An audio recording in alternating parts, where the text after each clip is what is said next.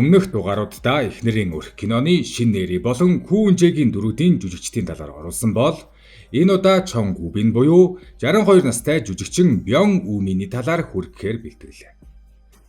Энэ түүхийг эхлүүлэхэд хамгийн түрүүнд түүний өссөн орчныг харах хэрэгтэй болдог.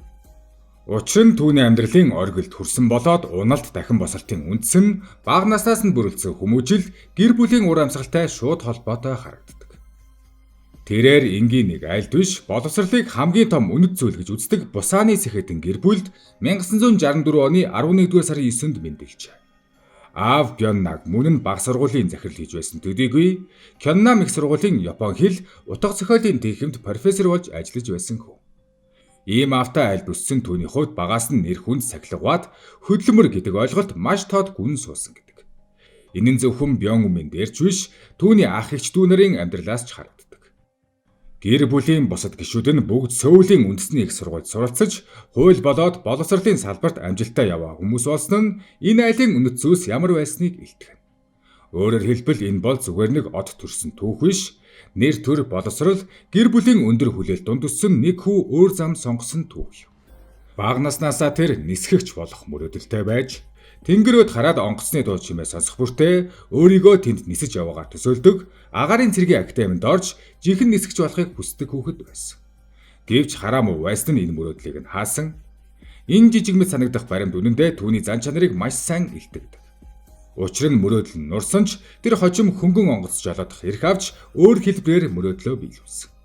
Энэ нь нэг хаалга хаатлаа гээд мөрөөдлөө бүрэн орхидоггүй өөр гарц олж чаддаг зангийн эхлэл байсан. Гэр бүлийнхэн нь бүгд хуулийн болон академик чиглэлд явж байх үед Бён Үүмин өөрийн сэтгэл зүрхийг урлагт өгчээ. Бусан хотод тэр үед театр, кино урлагийн чиглэлээр мэрэгжлийн бэлтгэл өгдөг газар маш цөөн мэдээлэл бараг байхгүйсэн. Өнөөдрийн шиг сошиал, сүлжээ, YouTube бэлэн сургалт байгаагүй тэр цагт урлагийн шалгалтанд бэлдэнэ гэдэг бол зөвхөн өөрийн сахилгаваад хөдөлмөр дээр тулгуурлах асуудал байсан. Тэр яг ийм нөхцөлд ганцаараа бэлдэж өөрийн мөрөөдлийг бодит болгохын төлөө ажилласан. Хамгийн том сорилт нь тухайн үеийн Сөүлийн төв их сургуулийн театр, кино урлагийн ангид орох шалгалт байлаа. Тэр үед энэ сургууль бол жүжигчдийн мөрөөдлийн оргил, өнөөдрийн хэлээр бол од төрдөг газар байсан. Тэр Бусаанд болсон шалгаруултанд орсон 330 хүнээс ганцаараа тэнцэж чадсан зүгээр нэг аз биш, удаан хугацааны бэлтгэл өөрийгөө ялах төвчээрийн үр дүн байсан. Гэхдээ эсэлтээр бүх зүйл дуусаагүй. Бусааны аялахтай хүн Сөүлд урлагийн салбарт амжилт гаргах амаргүй гэдгийг тэр маш эрт ойлгосон. Үзэгчдэд хүрэх хоолой, хиллэг, стандарт дуудлага тухайн үеийн жүжигчний карьерийн хамгийн чухал зэвсэг байсан. Тиймээс Бён Үүмин өдөр бүр амандаа харандаа зууж хиллэгээ засаж стандарт солонгос хэлээр ярьж сурахын төлөө бие зовоодог байлаа. Энэ бол өнөөдөр сонсоход сонин арга мэт боловч тэр үеийн жүжигчдийн дунд үнэхээр үр дүнтэй сургуулилт байсан. Нэг талаас хэл яриагаа засаж байсан ч нөгөө талаас тэр өөрийн төрсэн газрын өнгө аясыг дотроо хадгалсаар үлдсэн нь хожимын дөрүүдэд нь өрмөц хүч өгчээ. Их сургуульд сурж байх үеийн түүний хувь тавилан эргүүлсэн цаг хугацаа болсон. Тухайн үеийн нэртэй профессор найруулагч Ким Жон Ок түүний төрх дуу хоолой, камерын өмнөх мэдрэмжийг анзаарч салхитай өдөрч цэцэг дэлгэрдэг кинонд тоглох боломж олгосон нь түүний урлагийн ертөнцид хөл тавьсан анхны том алхам байлаа. Анхны дүрээсээ авсан хөлс нь нэг улирлын сургалтын төлбөрөөс 10 дахин их байсан гэдэг. Энэ мөнгийг юунд зарцуулсан нь илүү чухал. Өөртөө тансаг зүйл авахын оронд тэр эцэг ихтэй хамгийн түрүүнд дулаан дотуур хувцас авч өгсөн байдаг. Энэ жижигхэн үйлдэл нь түүний гэр бүлдээ ямар хандлагатай, аав ээжийн хөдөлмөрийг хэр үнэлдэг байсныг илэрхийлдэг. Өндөр боловсралтай, хатуу шаардлагатай гэр бүлд өссөн ч тэр гэр бүлийн үн цэнийг хизээж орхиогүй. 1980-ад оны сүүл 1990-ад оны ихэнх үед Бён Үүмин Бусаанаас гарсан хамгийн алдартай залуу оддын нэг болж хүрсэн. Тэр үеийн ахлах сургуулийн охидын дунд Бён Үүминий нэрийг мэдэхгүй бол чи хойд солонгосын тагнуул гэх яриа хүртэл тархсан байдаг. Энэ нь хэтрүүлэг мэд сонсогдож болохч тухайн үеийн телевизийн нөлөөг бодвол огтхонч хачин зүйл биш. Тухайн үеийнхэн царайлаг төрх намтай хоолой, стандарт дуудлага дээрээ хүртэл өөрийгөө төгс болгосон тэр залуу олон мянган фэнүүдтэй болж охидын жинхэнэ убаус. Үүн дээр нэмээд Хонконг киноны халуурал ноёлж байсан үед солонгос жүжигчдээс анхудаа Милкис ундааны модель болсон нь түүний зах зээл дэх үн цэнийг харуулдаг. Зөвхөн дотооддоо биш, Хонконгийн жүжигчдтэй танилцаж, тэмдгийн кинонд хүртэл оролцсон нь түүний карьер хурдтай өсөж байсны нотолгоо болсон юм. Энэ үед түүний гэр бүлийн байр суурь улам сонирхолтой харагддаг. Нэг талд нь хуульч, профессор, шүүгч, прокурор бүхий өндөр боловсралтай гэр бүл, нөгөө талд нь уус даяар танигдсан царайлаг гэж үнэлэгдсэн жүжигчин хүү. Ийм ялгаатай хоёр ертөнц нэг гэр бүл дотор зэрэгцэн оршиж байсан нь Бёнгүминий түүхийг илүү өвөрмөц болгодог. Тэр зөвхөн урлагийн амжилтаар биш, гэр бүлийн нэр хүндийг хадгалсан хүү байх дарамт тунд өссөн бөгөөд энэ нь хожимын амьдралын хамгийн том сорилт дээр илүү хүчтэй мэдрэгдэх болно. 1992 он Бёнгүминий амьдралд хамгийн том ан цавыг гаргасан жил болсон. Өмнө нь түүний хүмүүс царайлаг залууд рекламын ертөнцийн хүчтэй нүүр царай. Гэр бүлийнхээ бахархал болсон хүү гэж хардаг байсан бол хэдхэн өдрийн дотор тэр дүр зураг бүхэлдээ өөрчлөгдсөн. Зам тээврийн ослын өвчтний эмнэлгийн бичгийг ашиглан цэргийн албанаас чөлөөлөгдсөн нь илэрч энэ хэрэг тухайн үеийн Солонгосын энтертайнмент ертөнцид асар том дуйлаан тарьсан.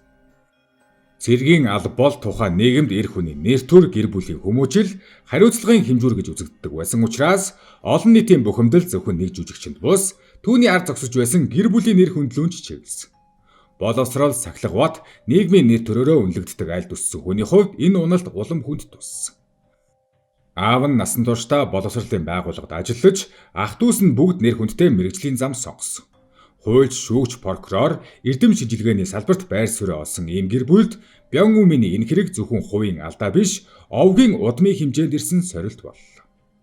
Хэвлэл мэдээлэл тасралтгүй бичиж, олон нийтийн шүүмжлэл ширүүсэх тусам тэр зөвхөн өөрийнхөө өмнө биш, гэр бүлийнхээ өмнө ч буруутай мэдрэмжийг авсан.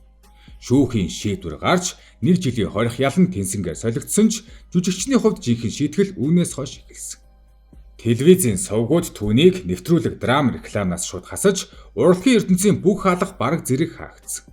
Өчигдөрхөн гэрэл зогсож байсан хүн маргааш нь камерын өмнө гарч чадахгүй болно гэдэг алдар нэртэй ертөнцийн хамгийн хатуу шийтгэл. Хүмүүсийн харц ч өөрчлөгдсөн. Өмнө нь бахархалтайгаар нэрийг нь дуудаж байсан олон хүн энэ удаа шүүмжилж, зарим нь бүр нэрийг нь сонсохоос ч зайлсхийж эхэлсэн. Энэ дарамтаас холдохын тулд тэр хэсэг хугацаанд Бусаны хотын захын уулын сүмд нам гүм амьдарсан гэдэг.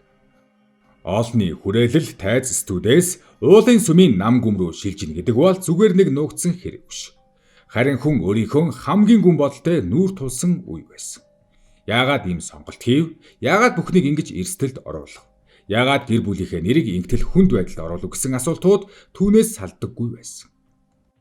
Тухайн үеийн хайр дурлалч энэ сорилтыг даалгүй төгссөн.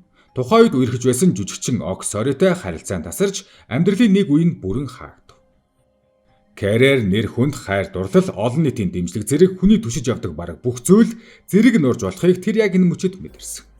Хамгийн хүнд хэсэг нь дотоод сэтгэлийн ганц ардл байлаа. Хүмүүсээс нүүр буруулах тусам өөрөөсөө хүртэл холдож эхэлсэн үе байдаг. Тэр үед Бёнгүмийн амьдралаа цэгцлэх нэрийн дор эргэн тойрныхоо зүйлсийг эмхэлж, өөрийн оршихуй ямар үнцэнтэй үлдэв гэдгийг бодох хэмжээнд очсон байдаг. Энэ нь түүний амьдралынхаа хамгийн харанхуй зэгт хүрснийг харуулдаг. Энэ үе Бёнгүмийн намтарт уналтын зэг төдийгүй хүний хувьд дотроо бүрэн задарч дахин өөрийгөө шинээр босгох эхлэл болсон юм. Бүх зүйл түүнээс холдсон ч амьдралаа тэр тэнд дуусгаагүй. Харин ч яг энэ харанхуй үе түүний дараагийн босолтыг илүү хүчтэй болгожээ. Хүний амьдралд хамгийн урт хугацаа заримдаа он жилээр хэмжигддэггүй.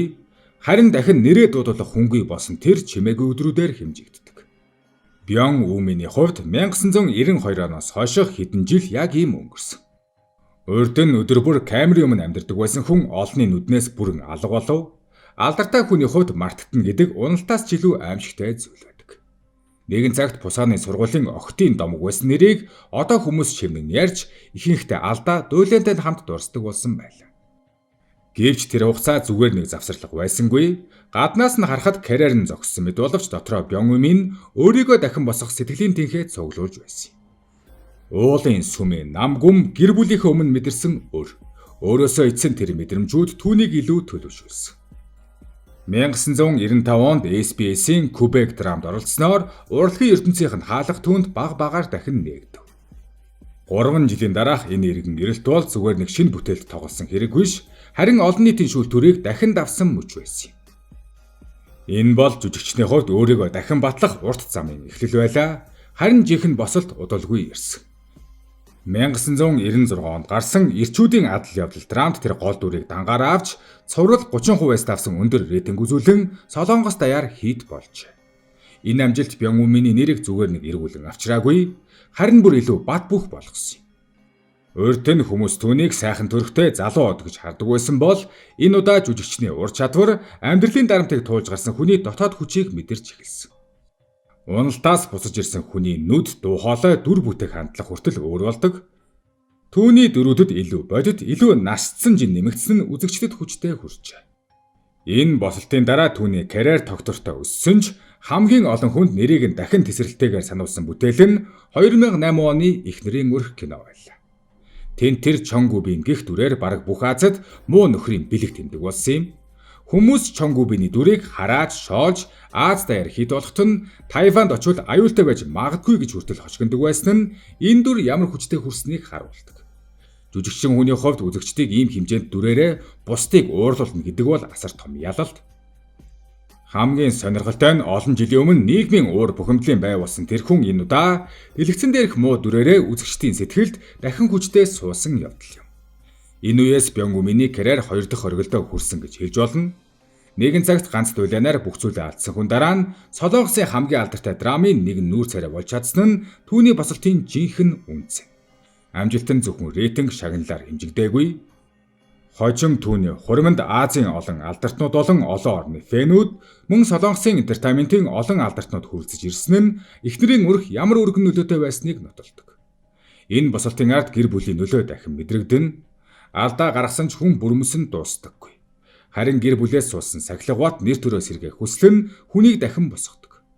Аавынх нь боловсролын хатуу хүмүүжил, ах дүүсийнх нь амжилттай замнал Бёнгүминий дотор дахин босох ёстой гэсэн дуу хоолой болж үлдсэн байдаг. Тийм ч учраас тэр уналтаа зүгээр нэг мартаж зүгтаагаагүй, харин амжилтаараа дарж шин дүр төрхөөр үзэгчдийн ой санамжийг сольж чадсан юм. Хүний амьдралд алдаа хамгийн том гарчиг болж үлддэг үе байдаг. Гэхдээ түүнээс ч том гарчиг нь эргэн ирэлт байдаг. Бёнгүминий намтар үнийг хамгийн тод харуулдаг. Эхнэрийн өрх байлдан дагуулснаас 2 жилийн дараа буюу 2010 он тэр өөрөөсөө 19 насны зөрүүтэй эмэгтэйтэй гэрлэв. 2013 онд тэдний гэр бүлд охин нь мэдэлснээр Бёнгүминий амьдралд илүү гүнзгий аз жаргал нэмэгдсэн. Энэ мөчөөс л түүний амьдрал дардан замд орж Солонгос төмний хайр хүндэтгэл дунд игнэгт хүлээн зөвшөөрөгдсөн нэгэн болсон гэж. Тэр нийт 9 бүрэн хэмжээний кино болоод 20 гаруй телевизийн суралт дүр бүтээсэн. Бидний мэдэх мангар Чонгүбийн гих дүрийн цаана дүрээсээ Тисондо амьдралын уналт тусалтыг туулсан тухайн цагаасаа авиаслаг царайлгаараа гайхагдж байсан нэгэн алдартны түүх энэ аж.